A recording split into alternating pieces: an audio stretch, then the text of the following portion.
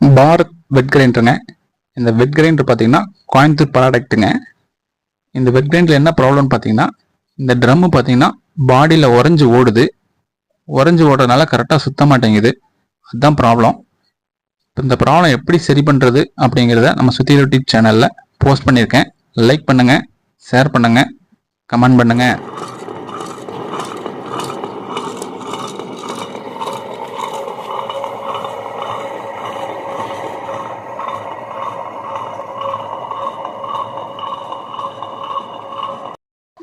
இப்போ இந்த ட்ரம் எடுத்துட்டு பார்த்தலாம். இந்த ட்ரம் எடுத்துட்டு பார்த்தோம்னா இந்த பாடியில் உறைஞ்சி ஓடின தடயம் தெரியுது. பார்த்தீங்கன்னா அரை நிலா மாதிரி தெரியும். பாருங்க, இந்த ஏரியா ஃபுல்லாக ட்ரம் உரசி ஓடி இருக்கு.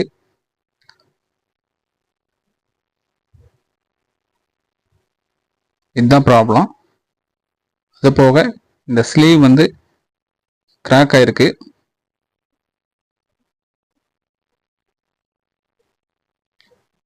இதை கழட்டிடலாம்.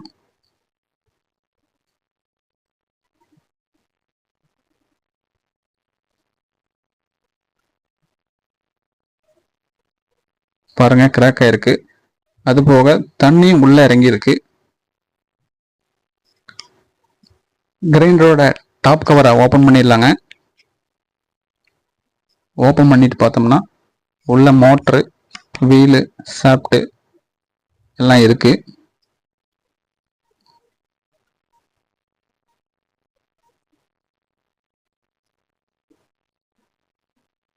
மோட்டர் நல்லதாங்க இருக்கு.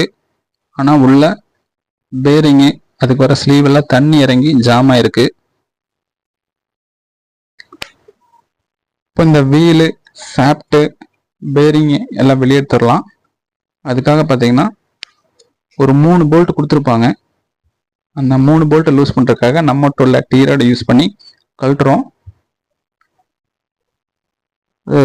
ரஸ்ட் ஆகிக்கிறதுனால கரெக்டாக கழண்டு வர மாட்டேங்குது. அடுத்தது ட்ரை பண்ணலாம்.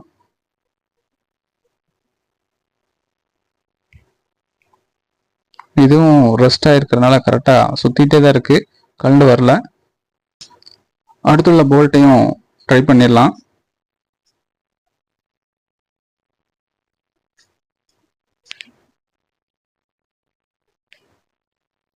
இதை கழட்டினோம்னா இது வேணா லூஸ் ஆகுதுங்க.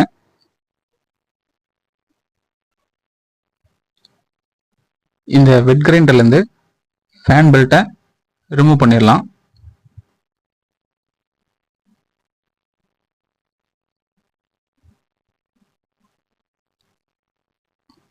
இந்த மாதிரி ரொட்டேட் பண்ணீங்கன்னா ஃபேன் பெல்ட் ஈஸியாக வந்துடும்.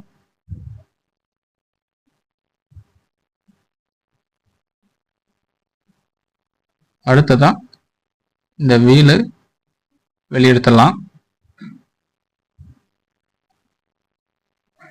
அதுக்கப்புறமேட்டு பார்த்தீங்கன்னா இந்த பேரிங் உட்கார்ற ஸ்லீவு, பேரிங் செட்டு எல்லாம் பார்த்தீங்கன்னா ஜாம் ஆயிருக்கு.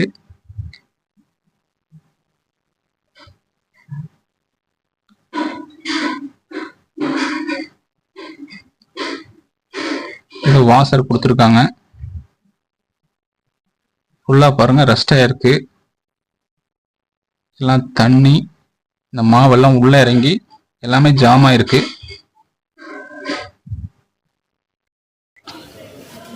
ஒரு போல்ட்டை பார்த்தீங்கன்னா எப்படியோ ட்ரை பண்ணி கழட்டி எடுத்துட்டோம். மீதி 2 போல்ட்டையும் பார்த்தீங்கன்னா நம்ம கிரைண்டிங் மிஷின் யூஸ் பண்ணி தான் கட் பண்ணி எடுக்கணும் போல இருக்கு. கிரைண்டிங் மிஷின் யூஸ் பண்ணி கட் பண்ணி எடுத்துடலாம்.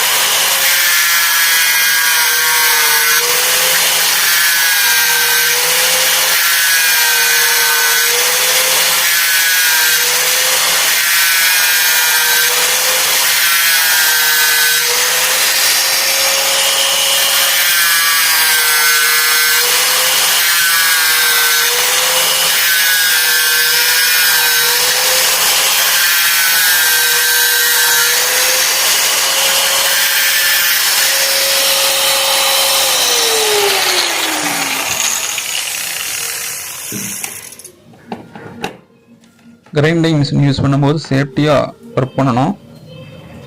ஏமாந்து பிளைட் கட் ஆகிற சான்சஸ் இருக்குது. இந்த போல்ட் பார்த்தீங்கன்னா ஹீட்டாக இருக்குது, அதனால் கொஞ்ச நேரம் வெயிட் பண்ணுவோம். இந்த போல்ட் எடுத்தோம்னா நம்ம கை சூடும்.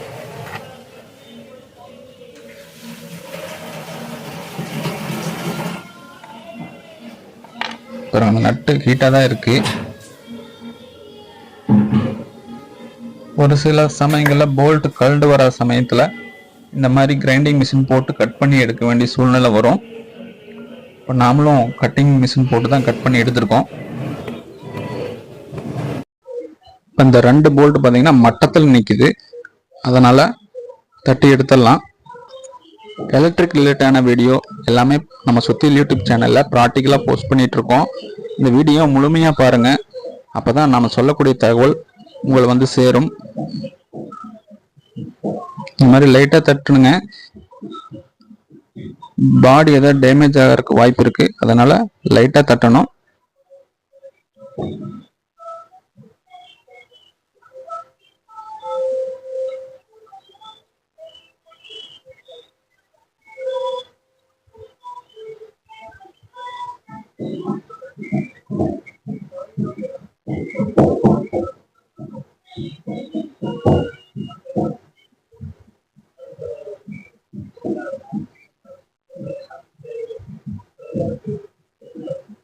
பாருங்க, இந்த மாதிரி தட்டினோம்னா கீழே விழுந்துரும்.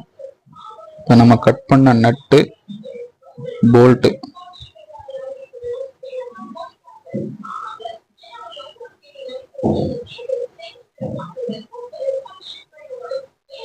நம்ம கட் பண்ண கிரைண்டிங் மிஷின்ல கட் பண்ண நட்டு போல்ட்டுங்க. இந்த சாப்பிட்ட வெளியில் எடுத்துடலாங்க. வெளியில் எடுத்து பார்த்தீங்கன்னா தண்ணியெல்லாம் இறங்கி ரஸ்ட் ஆயிருக்கு. சாப்பிட்ட கிளீன் பண்ணணும். இந்த பேரிங் ஸ்லீவ் மாற்றணும். இந்த ஸ்லீவும் மாற்றணும். இப்போ உள்ள இருக்கிறதெல்லாம் பார்த்தீங்கன்னா நம்ம கிளீன் பண்ணி வச்சிருக்கிறோம். பாருங்க, இவ்வளோ ரஸ்ட், இவ்வளோ மாவு எல்லாம் தண்ணி இறங்கி இந்த மாதிரி ஆயிருக்கு. இப்போ வெட் கிரைண்டர் ஃபுல்லாக கிளீன் பண்ணி வச்சிருக்கோம்.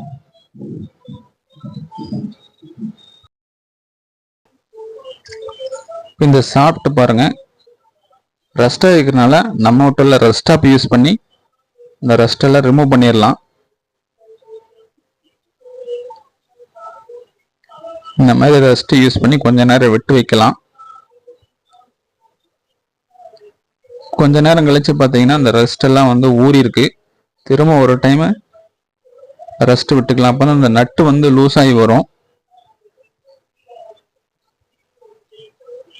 ஏன்னா தண்ணியெல்லாம் இறங்கினங்காட்டிக்கு ஜாம் ஆயிருக்கு.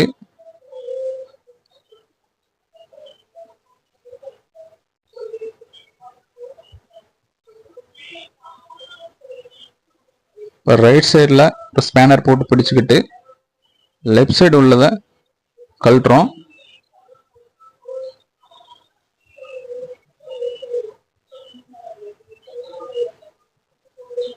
இந்த மாதிரி கழட்டினோம்னா அவங்க அந்த நட்டு தனியாக வந்துடும்.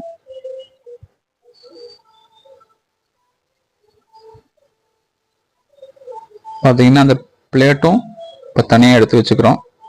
பாருங்க, பிளேட் ஃபுல்லாக ரஸ்ட் ஆயிருக்கு.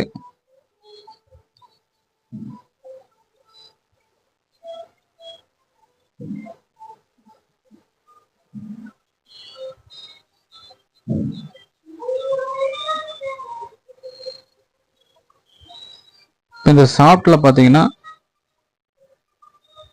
துருப்பேறி இருக்கு, அதுக்கும் நம்ம ரஸ்டாப் போட்டுக்கிறோம். இந்த மாதிரி நல்லா ஸ்ப்ரே பண்ணிக்கிட்டு இந்த ரஸ்ட் ஊறுற வரைக்கும் கொஞ்ச நேரம் விட்டுடுறோம்.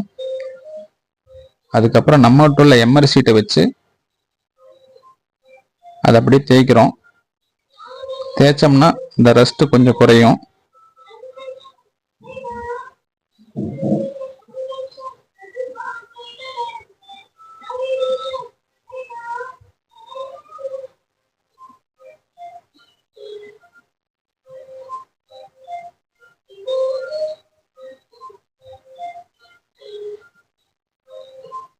க்ளீன் பண்ணிக்கலாம்.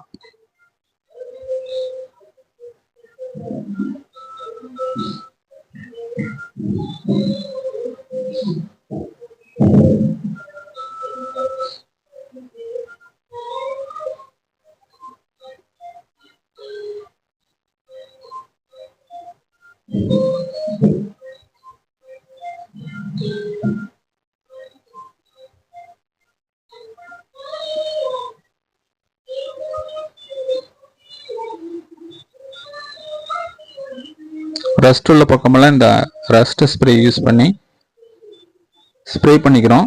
அப்போதான் நமக்கு ரஸ்ட் வந்து ரிமூவ் ஆகி வரும். சாஃப்ட்டும் கொஞ்சம் நீட்டாக இருக்கும்.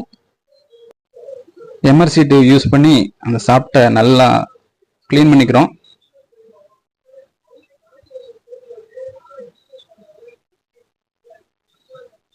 அப்போதான் இந்த துருவெல்லாம் போகும். இந்த மாதிரி க்ளீன் பண்ணிகிட்டே இருந்துட்டு நம்ம வீட்டில் காட்டன் வேஸ்ட்டை வச்சு தொடச்சிக்கலாம். பாருங்க, இப்போ சாப்பிட்டு நீட் ஆயிடுச்சு. இந்த மாதிரி ரெஸ்ட் ஃபுல்லாக எடுக்கணும், சாப்பிட்டு நீட் ஆகும். இந்த பிளேட்லையும் பார்த்தீங்கன்னா இந்த மாவு தண்ணி எல்லாம் இறங்கி ரெஸ்ட்டாக இருக்குது. அது ஆக்ஸா பிளேடு யூஸ் பண்ணி அதை க்ளீன் பண்ணிடலாம்.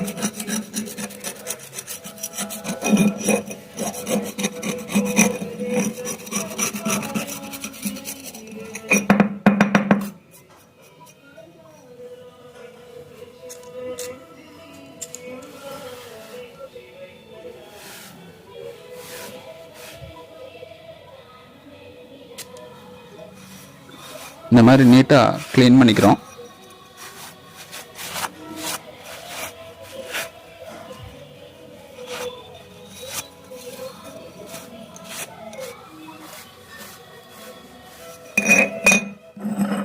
அப்புறம் பிளேட்டு க்ளீன் பண்ணியாச்சு, சாப்பிட்டு க்ளீன் பண்ணியாச்சு. இது ஃபிட் பண்ணுறதுக்காக பார்த்தீங்கன்னா தேவையான பார்ட்ஸ் வாங்கிட்டு வந்துட்டோம். பார்த்தீங்கன்னா இது கிராக்கான ஸ்லீவுக்கு பதிலாக புது ஸ்லீவுங்க. அப்புறம் இந்த பேரிங் உட்கார்ற ஸ்லீவு புதுசு வாங்கியிருக்கோம். இதில் பழைய பேரிங்கு, புது பேரிங் பார்த்தீங்கன்னா இதில் தான் ஃபிட் ஆகும். இந்த மாதிரி ஃபிட் ஆகும். அப்புறம் ஒரு காலர் புஷ்ஷு, நம்ம கிரைண்ட் பண்ணி எடுத்த போல்ட்டு, புது போல்ட் வாங்கியிருக்கோம் 2 போல்ட்டு. அப்புறம் இந்த ஸ்டாப்பருக்கு பதிலாக புது ஸ்டாப்பர் வாங்கியிருக்கோம். இது பழைய டைப்புனுங்காட்டி கிடைக்கல, ரொம்ப தேடி தான் பிடிச்சிருக்கோம். ஏன்னா ஓல்டு டைப்பு வெட் கிரைண்டர் இது. சாப்பிட்டு எடுத்துக்கிறேங்க. சாப்பிட்டு எடுத்த பின்னாடி பார்த்தீங்கன்னா பாட்டமில் ஒரு புஷ் வரும், அந்த புஷ்ஷை போட்டு ஃபிட் பண்ணணும். அதுக்கடுத்து பார்த்தீங்கன்னா இந்த பிளேட்டு கரெக்டான பொசிஷனில் வச்சுக்கிட்டு உள்ளே இன்செர்ட் பண்ணிக்கிறோம்.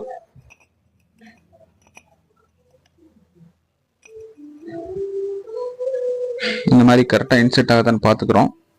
இன்செர்ட் ஆகுதுங்க. அதுக்கப்புறமேட்டு பார்த்தீங்கன்னா இந்த பிளேட்டுக்கும் காலர் புஷ்ஷுக்கும் நடுவில் இந்த மாதிரி ஒரு ஸ்டீல் வாசர் வரும்.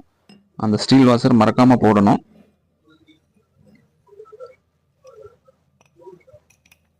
இப்போ இந்த பிளேட்டை போட்டுக்கலாம். அதுக்குண்டான நட் எடுத்து கையில் டைட் வச்சுக்கலாங்க. இந்த மாதிரி கையில் டைட் வச்ச பின்னாடி நம்ம எப்படி கழட்டணுமோ அதே மாதிரி ஒரு சைடு பிடிச்சிக்கிட்டு ஒரு சைடு டைட் வைக்கணும்.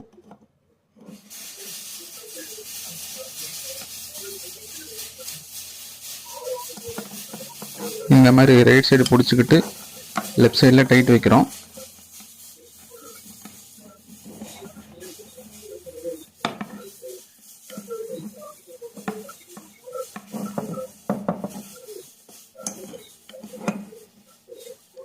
இந்த மாதிரி நட்டு டைட் ஆகிற வரைக்கும் டைட் பண்ணணும். நல்லா டைட் வச்சுக்கோங்க, ஏன்னா வெட் கிரைண்டர் ஓடும்போது லூஸ் ஆகிற சான்சஸ் இருக்கு. அதனால முடிஞ்ச வரைக்கும் ஃபுல் டைட் வச்சுக்கணும்.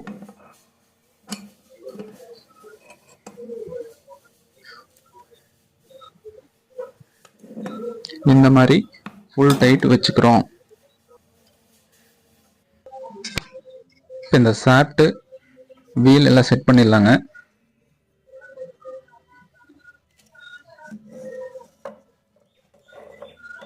பழைய வீல், புது வீல் எடுத்துக்கிறோம். புது வீல் எடுத்துட்டு இதில் இன்சர்ட் பண்ணிட்டு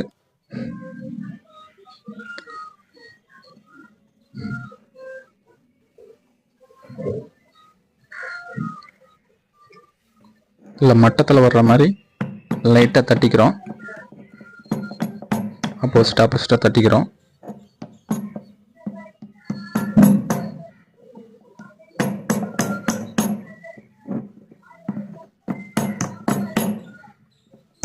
இந்த மாதிரி ஓரளவுக்கு மட்டமாகிற வரைக்கும் தட்டிக்கிட்டு, இப்போ பேரிங் பாருங்கள் சீட்டிங் ஆயிடுச்சு.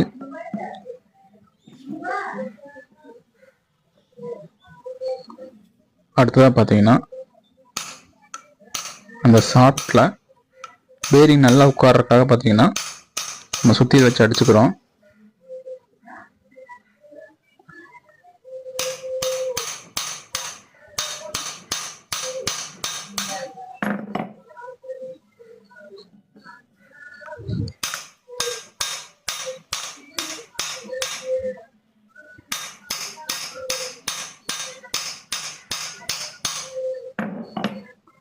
இந்த ஷாஃப்ட்லேயும் அந்த வீல்லையும் கரெக்டாக பேரிங் உட்காரணும்.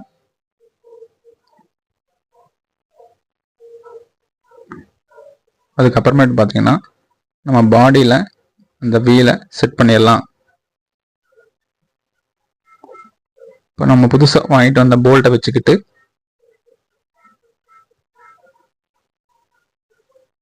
இது டைட் வச்சிடலாம்.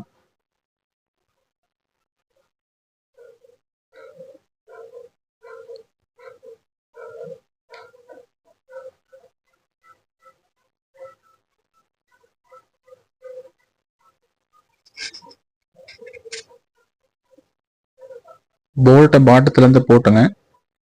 நட்டை டைட் வைக்கிறோம்.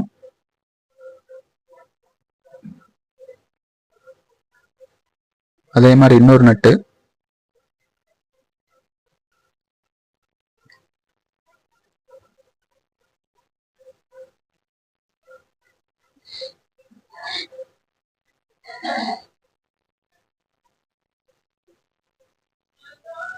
பேலன்ஸ் இருக்கிற போல்ட்டையும் போட்டுக்கிறோம். பேலன்ஸ் பார்த்தீங்கன்னா ஒரு போல்ட் இருக்கு. கரெக்டாக பொசிஷன் வர மாட்டேங்குது. கரெக்டான பொசிஷனில் வச்சுட்டோம். இப்போ நட்டு போட்டு டைட் வச்சிடலாம்.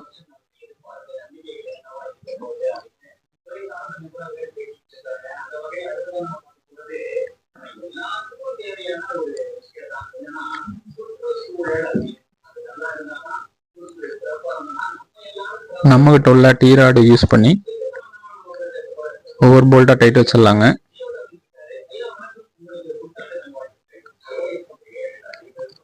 பாருங்க, இந்த மாதிரி டைட் வச்சுக்கிறோம்.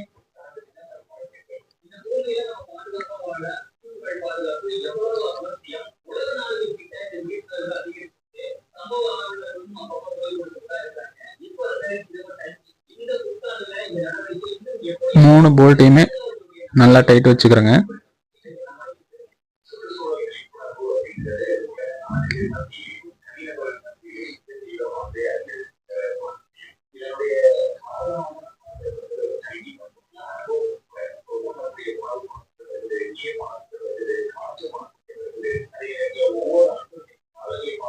இந்த மாதிரி மூணு போல்ட்டுமே நல்லா டைட் வச்சுக்கிறோம்.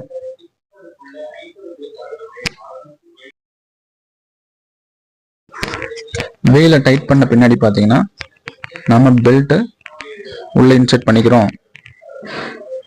மோட்டர்ல இன்சர்ட் பண்ணிக்கிட்டு அழுங்காப்படி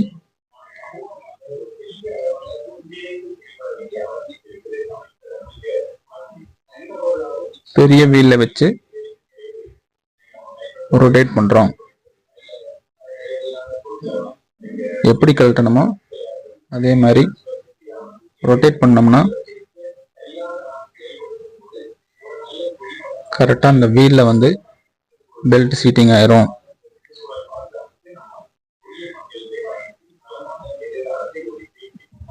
இந்த மாதிரி வீலை சுற்றினோம்னா கரெக்டாக வந்து அந்த காடியில் பெல்ட் உட்காந்துக்கும்.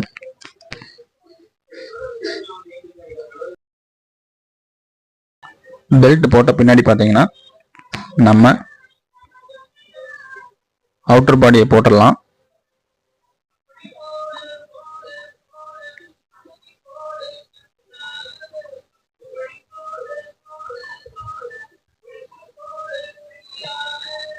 இந்த மாதிரி அவுட்டர் பாடி சென்டர் பண்ணி வச்சுக்கிறோம்.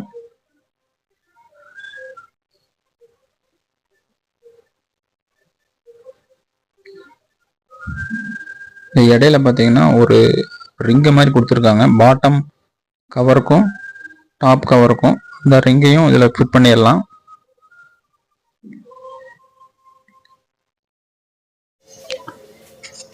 இப்போ நாம் செட் பண்ண வெட் கிரைண்டரில் இந்த ட்ரம்மை ஃபிட் பண்ணிடலாங்க. இந்த மாதிரி ட்ரம்மை வச்சுக்கிட்டு அதுக்குண்டான கல்லை உள்ள வச்சுக்கிறோம்.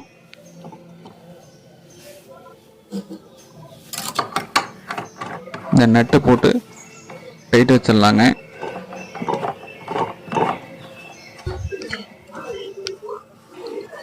இந்த வீடியோ உங்களுக்கு யூஸ்ஃபுல்லாக இருக்கும்னு நம்புறேங்க.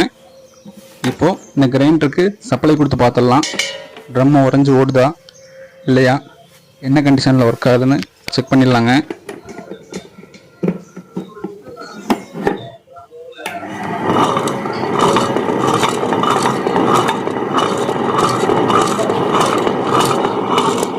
பாருங்க, அருமையாக ஓட ஆரம்பிச்சிருச்சு. பாடியில் எதுவும் டச் ஆகாமல் சூப்பராக ஓடுது. சவுண்ட் இது இல்லாமல் ஓடுது.